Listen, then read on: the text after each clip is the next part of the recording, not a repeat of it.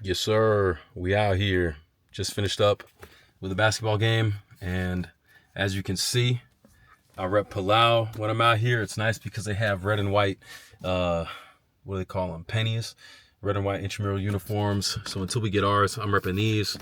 But I'm gonna tell you a little bit. Let's see if I can get this thing set up right. I'm gonna tell you a little bit about something that I really enjoy about basketball. First thing is that I actually really don't enjoy basketball. And well, now growing up, it was my thing. I thought I was the man, and I had hoop dreams just like everybody else, But definitely wore off as life went on for a number of different reasons. But one of the reasons that I just viewed basketball differently and ended up not enjoying it as much, but also kind of enjoying it more at the same time. This is weird, all right? Bear with me. Is because of my experience playing basketball in Palau.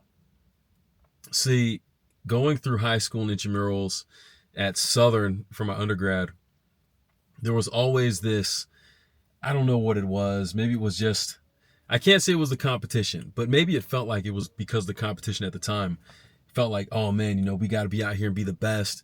I mean, all my homies, none of us wanted to practice to play. We would just get out there and run. And we would always feel like, oh man, if we would just practice, we could be so good. And it's probably true, but we never did. And so we never did much with it. But the frustrating part, or the funny thing about it, is that for as much as we would say something like that, it was very quick to be upset when we would lose. Now, that's the aspect of sport and basketball that I don't really like. Is obviously the losing part never feels good, and depending on how you lose, can make it worse. But feeling like you'd actually lost something outside of the game, I think that's that's what made sports unenjoyable for me. But my experience playing basketball in Palau knocked that out of me. My first year in Palau, we got invited to play in the city league, the Palau. What was it? The GBL, I think, Government Business League. And so we had a team with most of the SMs. There were a few of us who balled.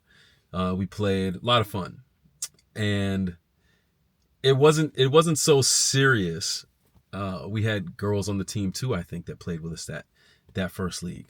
But when we went up to the ABL, the that's like the second tier basketball league in Palau, things got a little bit more serious. And it's it's interesting, man. You go to play in a different country, and there's a whole lot of different. Um, I don't want to say stigma about it, but there's a lot that's kind of on you. You go. I'll put it this way: the way that you go and do things in a different country is immensely important. If I were to go and try to be some arrogant, I'm all that kind of player, get all upset and heated when I lose, and I can't win well, trash talking and all that, that's not going to fly in another country. And while I wasn't on that level, I was somebody who I was upset if I didn't get calls. I thought things were obvious, and they were. Let's keep it real. Uh, and I felt like at least my initial impression was, well, I should deserve more because I'm such like a good player and because I'm out here playing. When the reality, and sorry, getting ahead of myself. And because of that feeling, it made it very frustrating to lose games when I felt like something had been taken from me. Not just that I had lost something, but I felt like something had literally been taken from me. But the reason that I say Palau knocked all of this out of my system is because while I didn't much enjoy that first experience playing, I realized that if I wanted to earn the respect of the Palauan people, and the cool thing about basketball was this is probably the way that missionaries got to interact with such a variety of people on the island in so many different professions. People that I would never see anywhere else under any other circumstance. I would play against them or with them in basketball in Palau. And to earn their respect, I had to suck it up, I had to shut up, and I had to play.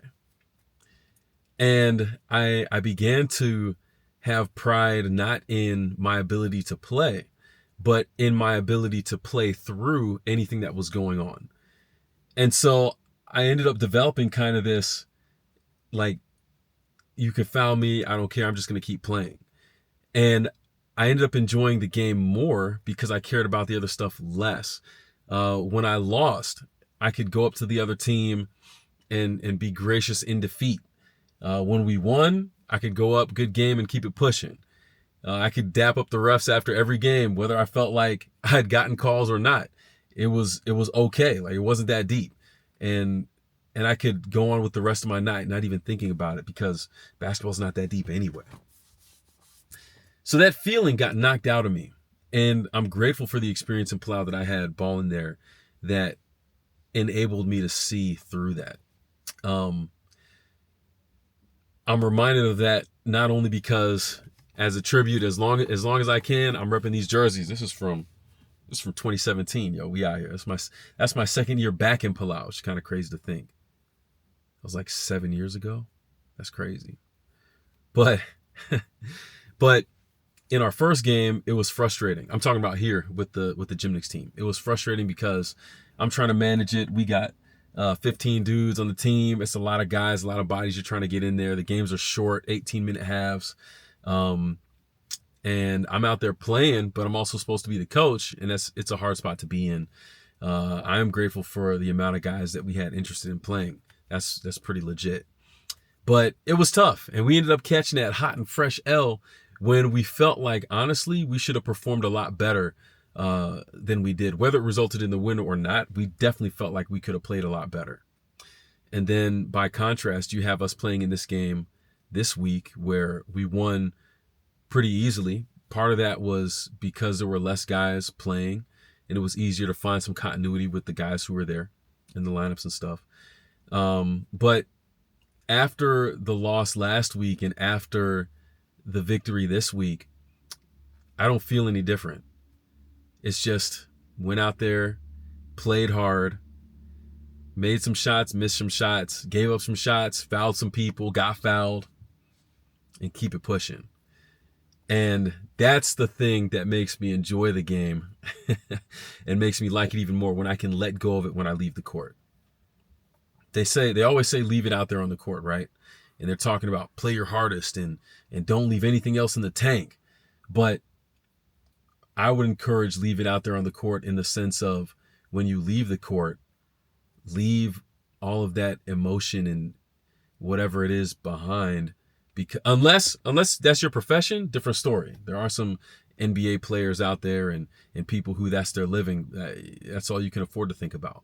But for the regular people like me, like us, it's like, let it go, man. You got so many other things in life to be worried about and that deserve your energy and attention. And don't burn it on something that isn't going to benefit you down the line. Like getting upset over an intramural basketball game, trying to be the best at an intramural basketball game. It's like, who cares? Like, let's keep it real. I'm at Andrews University, all right? If I was a baller, I wouldn't be here. If I was really a baller, I wouldn't be at Andrews University. All right? Like, I'm not at UNC. I'm not at Duke.